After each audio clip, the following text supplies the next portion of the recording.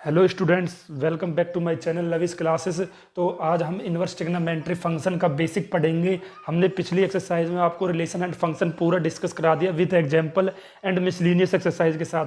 अगर आपने वो एक्सरसाइज नहीं देखी है तो आप जरूर देखें, वो डिस्क्रिप्शन में आपको उसका लिंक मिल जाएगा, आप वहाँ पर जाकर देख सकते हो। तो इन्वर्स ट्रिग्नोमेट्री फंक्शन, अगर हमारे पास ये कैसा ट्रिग्नोमेट्री फंक्शन तो हमने पढ़ रखे थे 11th क्लास में भी, लेकिन यहाँ पर इन्वर्स वाले पढ़ेंगे हम।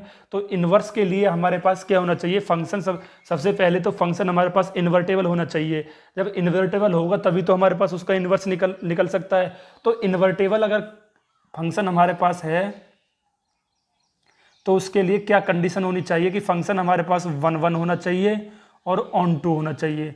अगर हमारे पास ये फंक्शन दोनों हो गए तो हम कह देंगे ये इन्वर्टेबल फंक्शन है, ये इन्वर्टेबल फंक्शन है और इसका इन्वर्स ट्रिग्नोमेट्री फंक्शन हमारा निकल सकता है। तो इन्वर्टेबल फंक्शन शो करने से पहले हमने कुछ बातें आपको फंक्शन के ऊपर बताई थी कि हमारे पास फंक्शन क्या होते हैं। जैसे मैंने आपको बता दिया, पहले मैं पिछली क्लास का आपको थोड़ा सा रिवीजन कराता हूँ, देन उसके बाद हम आगे चलेंगे। एक्स और ये वाई, तो हमारे पास फंक्शन है ये, और ये इस तरीक़ा से कनेक्ट है हमारे पास, कोई किसी फंक्शन के हिसाब से कनेक्ट है हमारे पास। ये मैं आपको सिर्फ समझाने के लिए बता रहा हूँ।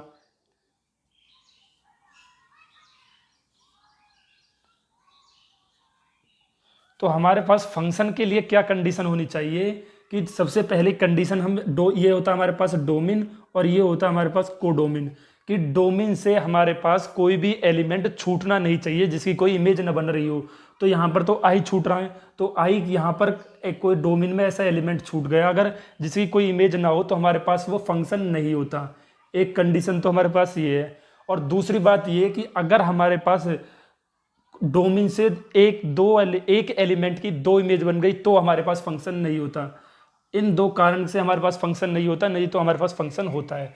जैसे मैं यहाँ से कह दूँ कि हमारे पास डी की इमेज एच पर बन रही है और डी की इमेज मेरे पास एच से बन जाए, तो एक एलिमेंट की, मैंने आपको बताया है, डी की इमेज मेरे पास कहाँ पर बन गई, एफ पर बन गई और एच पर बन गई।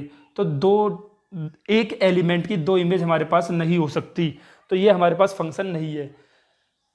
तो ये फंक्शन हमारे पास नहीं है। फंक्शन के ऊपर हमने बातें कर ली कि हमारे पास डोमेन से डोमेन में कोई भी एलिमेंट छूटना नहीं चाहिए जिसकी इमेज ना बन रही हो, और एक एलिमेंट से दो इमेज ना बने तो हमारे पास फंक्शन नहीं होता। अब ये कह दे हमसे कि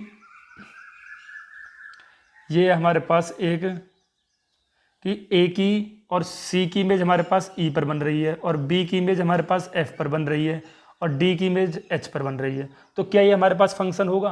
भाई मैंने ये बोला कि एक एलिमेंट की दो इमेज नहीं हो सकती, लेकिन दो एलिमेंटों की एक इमेज हो सकती है। जैसे हमारे पास ए की इमेज कहाँ ई पर बन रही है और सी की इमेज भी कहाँ मेरे पास, वो भी ई पर बन रही है। तो दो एलिमेंटों की हमारे पास एक इमेज बन रही है तो हमारे पास फंक्शन हो सकता है, लेकिन एक एलिमेंट की दो इमेज ना बने। तो हमारे पास ये फंक्शन है। फंक्शन क्यों? क्योंकि डोमेन में पहली बात तो कोई एलिमेंट खाली नहीं छूट रहा जिसकी इमेज ना बन रही हो, और दूसरी बात हमारे पास ये कि हमारे पास एक एलिमेंट की दो इमेज नहीं बन रही, तो हमारे पास ये फंक्शन हो जाएगा। तो फंक्शन के ऊपर मैंने आपको बता दिया कि फंक्शन क्या होते हैं। तो 1 1 के लिए हम क्या करते हैं कि ये तो हमने फंक्शन बता दिया, तो 1 1 में हम क्या चेक करते हैं कि हमारे पास डोमेन से हर एक एलिमेंट की एक यूनिक इमेज बननी चाहिए। ये तो मैंने आपको सब पीछे बता दिया, लेकिन यहाँ पर थोड़ा सा रिकॉल कराता हूँ आपको। जैसे यहाँ पर हमारे पास ए और सी की दो एलिमेंटों की एक इमेज बन रही है, तो ये 1 1 फंक्शन तो रहा नहीं, ये तो मैनी 1 फंक्शन हो गया। तो हमारे पास 1 1 फंक्शन अगर है तो 1 1 फंक्शन शो करने के लिए हर एक एलिमेंट की एक यूनिक इमेज बननी चाहिए।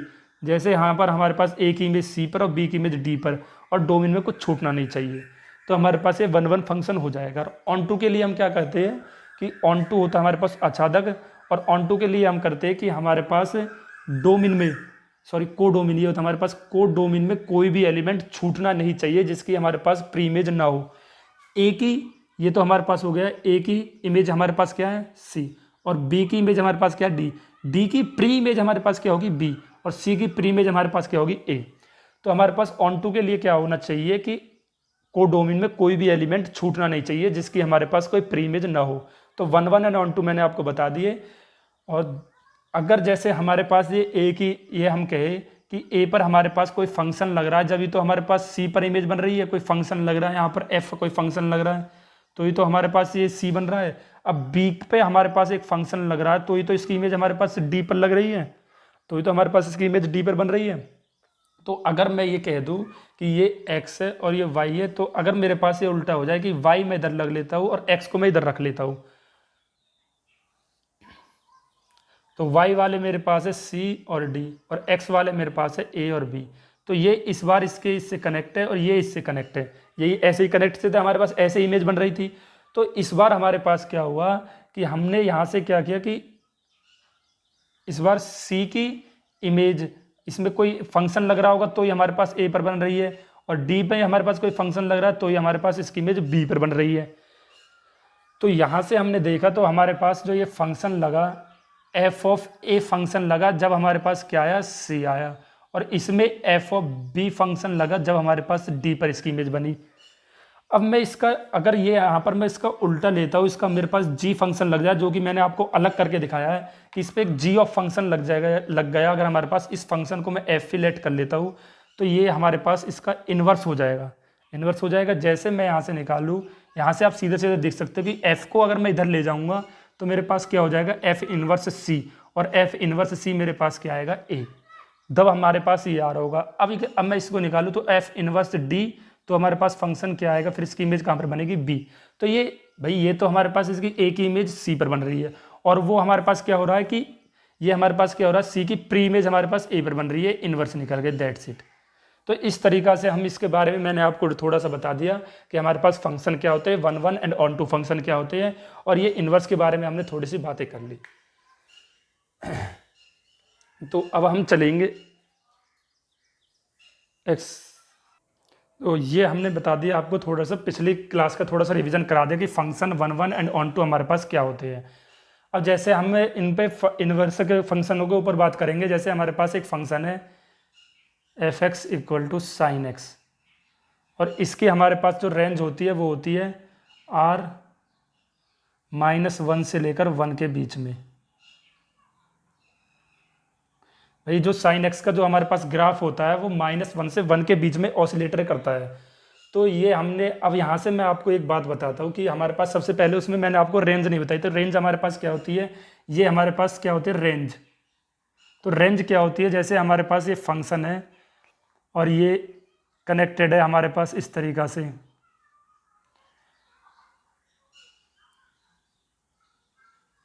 तो इसमें हमारे पास ये तो हमारे पास ये होते हैं डोमेन, और ये होता है हमारे पास कोडोमेन, और रेंज होती है हमारे पास जिसकी हमारे पास इमेज बन रही हो कोडोमेन में। जैसे हमारे पास एक इमेज सी पर बन रही है, सी रेंज है, बी की इमेज डी पर बन रही है तो डी हमारे पास रेंज है, लेकिन ई की हमारे पास कोई भी इमेज नहीं बन रही, तो हमारे पास इसको हम ई को रेंज नहीं कहेंगे।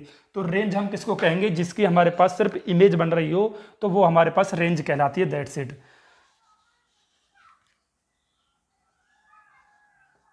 तो वन वन फंक्शन के ऊपर हमने बातें कर ली, रेंज के ऊपर हमने बातें कर ली। तो हमारे पास जो साइन एक्स का ग्राफ होता है, भाई साइन एक्स का जो हमारे पास ग्राफ होता है, सबसे पहले मैं साइन एक्स के आपके रेंज क्या होती है हमारे पास, रियल नंबर से -1 से 1 के बीच में हमारे पास ऑसिलेटर करती है। तो सबसे पहले मैं आपको ये बता देता हूँ कि हमारे पास साइन एक्स में क्या क्या, पहले ले लेते 0 डिग्री, 90, 180 डिग्री। तो यहाँ से हमने देख लिया साइन 0 की वैल्यू हमारे पास क्या आएगा, साइन 0 की इमेज हमारे पास कहाँ पर बनेगी, भाई हमारे पास फंक्शन तो साइन एक्स रखा है ना, और तो साइन 0 की वैल्यू मेरे पास 0 होती है, और साइन 90 की वैल्यू मेरे पास 1 होती है, और साइन 180 की वैल्यू अगर हम निकालें तो हमारे पास साइन 180 की वैल्यू भी हमारे पास क्या होगी। तो यहाँ से हमने साइन 180 की वैल्यू भी आप निकालोगे तो उसकी इमेज भी मेरे पास 1 पर ही बनेगी। तो यहाँ से हमने चेक किया कि हमारे पास जो साइन की जो वैल्यू निकली वो आप देख लो कि हमारे पास 0, 180 तक ही हमने चेक किया, तो हमारे पास ये फंक्शन 1 1 नहीं रहा, भाई हमारे पास ये फंक्शन नहीं रहा। और एक बार मैं आपको इस ग्राफ से भी समझाता हूँ, एक तो इस तरीका से हमने समझा दिया, और एक हमारे पास जो साइन एक्स का ग्राफ होता है वो आपने पढ़ा भी होगा, वो इस तरीका से होता है, एक बार यहाँ पर ऑसिलेटर करेगा, इस तरीका से हमारे पास ये साइन एक्स का ग्राफ होता है, और बिल्कुल इसी टाइप से हमारे पास ऐसे चलता है वो। ये दोनों, ये सारे हमारे पास ये और ये क्या है, इक्वल है। थोड़ा सा दिखने में आपको बेशक ज़्यादा लग रही हो, लेकिन हमारे पास ये दोनों क्या है, इक्वल है। तो ये हमारे पास साइन एक्स का ग्राफ है, तो ये होता है हमारे पास यहाँ पर 0 और ये यहाँ पर आपको अगर आपने पढ़ा भी होगा तो आपको सीधा सीधा दिख रहा है कि हमारे पास ये मैक्सिमा पे जो यहाँ पर होता है ये हमारे पास क्या होता है 90 डिग्री होता है, 90 डिग्री होता है। तो हम यहाँ से अगर यहाँ पर कोई फंक्शन लेते, मान लो यहाँ से हमारे पास 0 से क्या आ गया, इस 30 डिग्री आ गया, तो यहाँ पर हमारे पास क्या आएगा 150 डिग्री आ जाएगा। क्यों? क्योंकि भाई हमारे पास ये दोनों क्या है, ये दोनों तो इक्वल है। यहाँ से आप देख लो ये दोनों बात इक्वल है हमारे पास यहाँ से। तो यहाँ पर जो हम लेंगे, यहाँ पर हमारे पास जो 30 डिग्री आ रहा है तो यहाँ पर हमारे पास 150 डिग्री आ रहा है। क्यों? क्योंकि हमारे पास ये फंक्शन कितना है, पूरा 360 डिग्री का है और हम यहाँ से 180 डिग्री 360 डिग्री का है। तो ये हमारे पास यहाँ से यहाँ तक अगर आप चेक करोगे तो ये मेरे पास 90 डिग्री है। तो 90 से अगर मैं आगे लेता हूँ तो मेरे पास वो क्या वैल्यू आएगी, चाहे तो 150 डिग्री आ रहा होगा चाहे 120 डिग्री आ रहा होगा। लेकिन मैं क्या बताना चाह रहा हूँ आपको, सिर्फ इतनी सी बात बताना चाह रहा हूँ कि अगर मेरे पास यहाँ पर 30 डिग्री है तो वहाँ पर मेरे पास क्या रखा होगा 150 डिग्री या कुछ और रखा होगा। लेकिन ये 30 डिग्री ही हमारे पास वहाँ पर नहीं आ सकता, उससे बड़ा ही आएगा। तो ये मैंने देखा कि हमारे पास यहाँ से भी वो फंक्शन नहीं हो रहा, 1 फंक्शन नहीं हो रहा। तो भाई अगर हमारे पास ये 30 डिग्री है तो 180 डिग्री अगर हम यहाँ से चेक करेंगे, अगर आपको अब भी ये बात यहाँ से क्लियर नहीं हुई तो इसको छोड़ो, आपको मैं इससे और अच्छे से क्लियर कराता हूँ। इसको समझने के एक तरीके नहीं है, तरीके बहुत है समझने के। जैसे मैं यहाँ से ये ले लेता हूँ कि हमारे पास ये x1 है और ये हमारे पास x2 आ रहा है और ये हमारे पास जो यहाँ से हो रहा है ये y0 हो गया। तो इसका मतलब ये हो रहा है कि हमारे पास जो y0 की जो इमेज बन रही है वो एक इमेज तो हमारे पास x1 पर बन रही है और एक इमेज हमारे पास x2 पर बन रही है। तो हमारे पास ये, अगर ये आप यहाँ से भी चेक करो कि हमारे पास जो फंक्शन x1 और x2 की इमेज जो बन रही है वो y0 पर बन रही है। तो हमारे पास ये फंक्शन 1 तो यहाँ से आपको दिख ही नहीं रहा। अगर हमारे पास भाई हमारे पास sin 80 की वैल्यू होती है हमारे पास 0 डिग्री, कोई बात नहीं। लेकिन हमारे पास बात तो अब भी वही हुई ना कि दो एलिमेंटों की एक इमेज बन रही है। अगर हमारे पास ये साइन की वैल्यू, अगर हमारे पास ये इन्वर्स 1 फंक्शन ही नहीं है तो ये इन्वर्टेबल कहाँ से शो करेगा? भाई बात तो हमारे पास यही है कि हम, अगर हमारे पास ये फंक्शन इन्वर्टेबल ही नहीं रहा तो हमने उसमें इन्वर्स ट्रिग्नोमेट्री फंक्शन में हमने ये क्यों पढ़ा, sine cos tan cos sec क्यों पढ़े?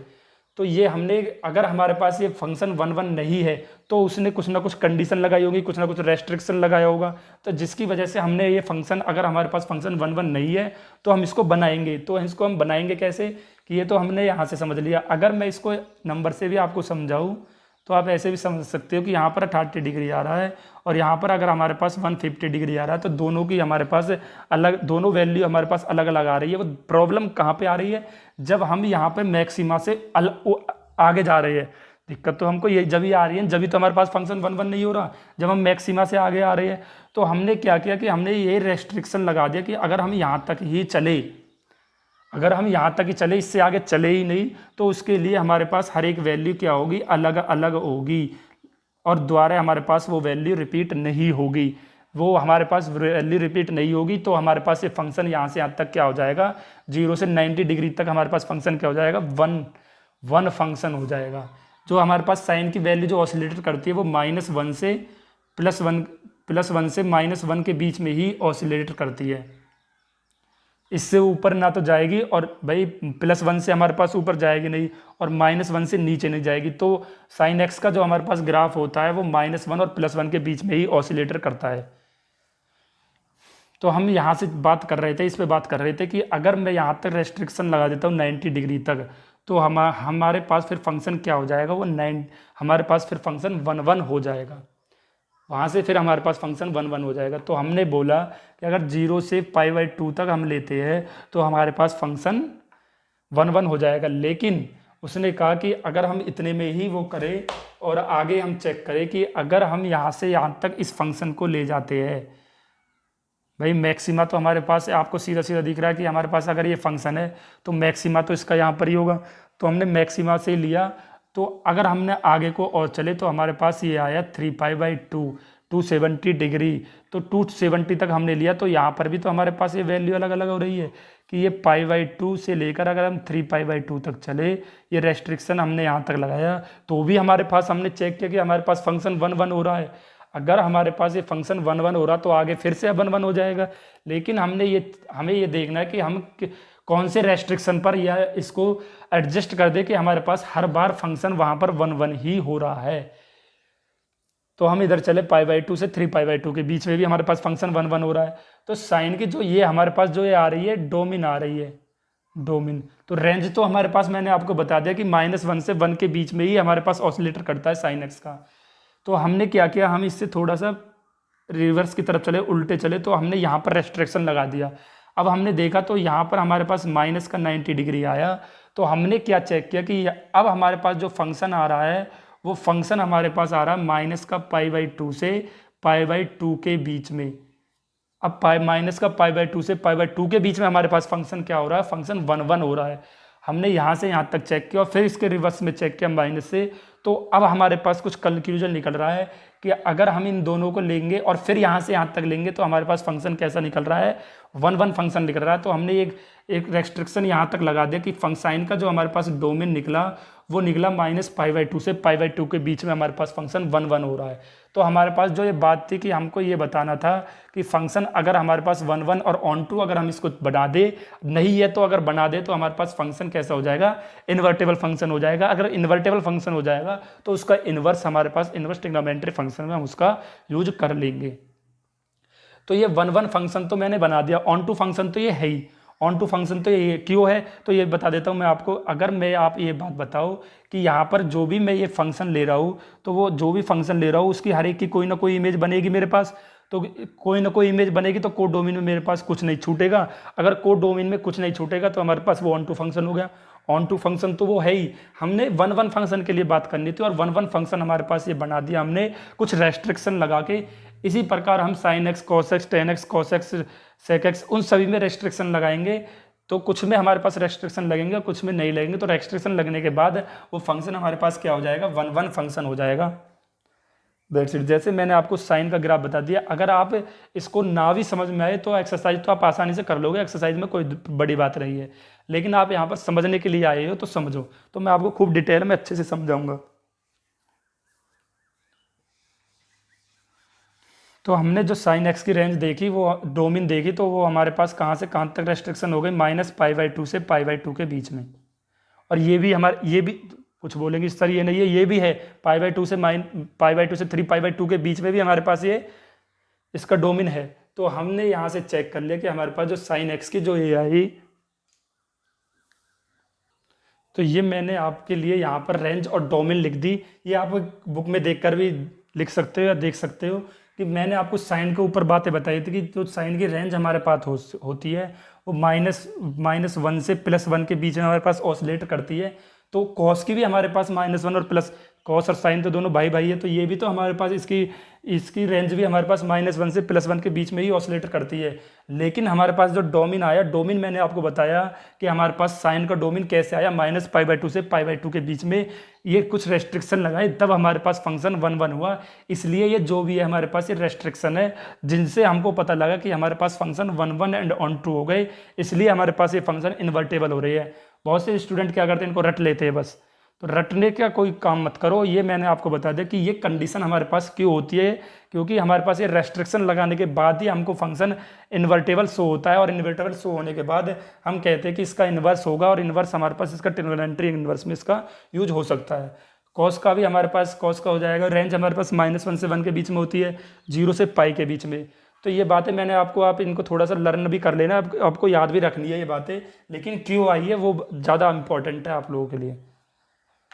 तो हमने देखा साइन का -π/2 से π/2 के बीच में डोमेन क्लोज इंटरवल में। क्लोज इंटरवल का मतलब है कि हम -π/2 π/2 ले सकते हैं।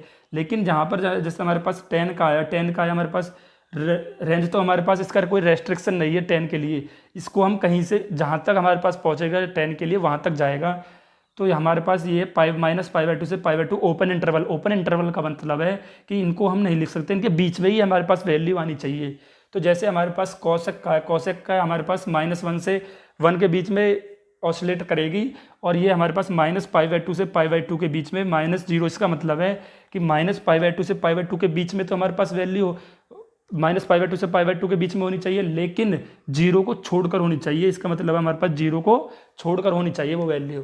तो ये मैंने आपको कुछ बातें बता दी कि ये मैंने आपको एक ग्राफ से आपको बता दिया, वही काफ़ी है। आपको उसी बात से फील आ जाएगा कि हमारे पास ये फंक्शन क्यों हम ऐसे लेते हैं, कि हमारे पास ये फंक्शन -π/2 से π/2 के बीच में ही क्यों होता है, और क्या इससे ज़्यादा भी हो सकता है, इससे ज़्यादा भी हो सकता है। वो मैंने आपको बताया 3π/2 से लेकर π/2 से लेकर 3π/2 के बीच में भी मैंने आपको बताया था। 3π/2 के बीच में भी हमारे पास ये रेस्ट्रिक्शन लगाने के बाद में हमारे पास फंक्शन 1 शो करता है। तो ये मैंने आपको बता दिए थे कि हमारे पास इनमें ही क्यों करता है। अब जैसे आपको इस एक्सरसाइज के सवालों को करने के लिए हमको ज़्यादा इंपॉर्टेंट ये चीज़ ज़रूरत पड़ेगी कि हमारे पास जैसे sin -x क्या होगा, cos -x और tan -x, sec -x, cosec -x, sine cos tan cos रहेगा, sine cos tan cos sec cot रहेगा हमारे पास, cot -x। तो जैसे हमारे पास इसमें कोई वैल्यू आएंगी तो साइन में तो हमारे पास माइनस क्या होगा, माइनस का साइन बाहर निकल जाएगा तो हमारे पास हो जाएगा sin x। और कॉस में हमारे पास क्या होगा कि हमारे पास हो जाएगा पाई माइनस cos x। भाई साइन में हमारे पास अगर माइनस का कोई वैल्यू आती है तो माइनस बाहर आ जाएगा, और कॉस में अगर हमारे पास माइनस में वैल्यू आती है तो वो हो जाएगा पाई माइनस थीटा, या आप कर सकते हो पाई माइनस एक्स। तो टेन में भी हमारे पास माइनस का बाहर आ जाएगा तो ये हो जाएगा माइनस का टेन एक्स। और सेक में अगर मैं चेक करूँ तो सेक में मेरे पास हो जाएगा ये सेक कॉस और सेक और कॉसेक। तो इन तीनों में हमारे पास क्या होगा, पाई माइनस एक्स, और कॉसेक में भी हमारे पास पाई माइनस एक्स हो जाएगा, और कॉट में हमारे पास माइनस का बाहर आ जाएगा, कॉट एक्स हो जाएगा। तो हमने जो चेक किया कि साइन और टेन और कॉट ये तीनों अगर हमारे पास हो तो इन तीनों में तो हमारे पास माइनस बाहर आ। तो आप अगर इसको लर्न करना चाहो तो इसमें तो हमारे पास कॉट में पाई माइनस एक्स ही होता है, पाई माइनस एक्स। और अगर आप इसको या लर्न करना चाहो तो हमारे पास होता है कि साइन का उल्टा हमारे पास क्या होता है, कॉसेक। तो कॉसेक भी हमारे पास क्या होगा, कॉसेक का हमारे पास माइनस बाहर निकल जाएगा, पाई माइनस कॉसेक्स नहीं होता, ये हो जाता है हमारे पास माइनस का कॉसेक एक्स। तो जो हमारे पास साइन का उल्टा कॉसेक है, तो फिर हमको एक लर्न करना है टेन का, जिस उसका कॉस का। भाई हमारे पास माइनस किन में बाहर निकलता है, आप ये बात बताओ। माइनस निकलता है, साइन का उल्टा हमारे पास कॉसेक होता है, साइन और कॉसेक में बाहर निकलता है। फिर हमारे पास बचता है टेन, टेन में हमारे पास बाहर निकलता है माइनस। बाकी जो तीन बचे उनमें हमारे पास क्या होता है, पाई माइनस थीटा लगता है, pi minus theta, pi minus theta. अगर आपको ये बात क्लियर नहीं होती तो मैं आपको आगे एग्जाम्पल देकर भी यहाँ पर बताता हूँ। जैसे मेरे पास आ गया साइन माइनस का 1/2, ये आ गया। तो यहाँ से अब हमारे पास साइन माइनस एक्स हो गया, इसको मैंने लेट कर लिया वाई के, तो मेरे पास हो गए sine y equal to minus का 1/2। तो माइनस में हमारे पास क्या होगा, साइन को हम बाहर निकालेंगे। तो इस साइन की टेबल में हमारे पास कौन सी की वैल्यू है, साइन 30 की वैल्यू है, यानी कि साइन 30 को अगर हम इसमें रेडियन में यूज करेंगे, डिग्री में यूज नहीं करेंगे, तो रेडियन को अगर हम इसमें बनाएंगे तो पाई/6 हो जाएगा।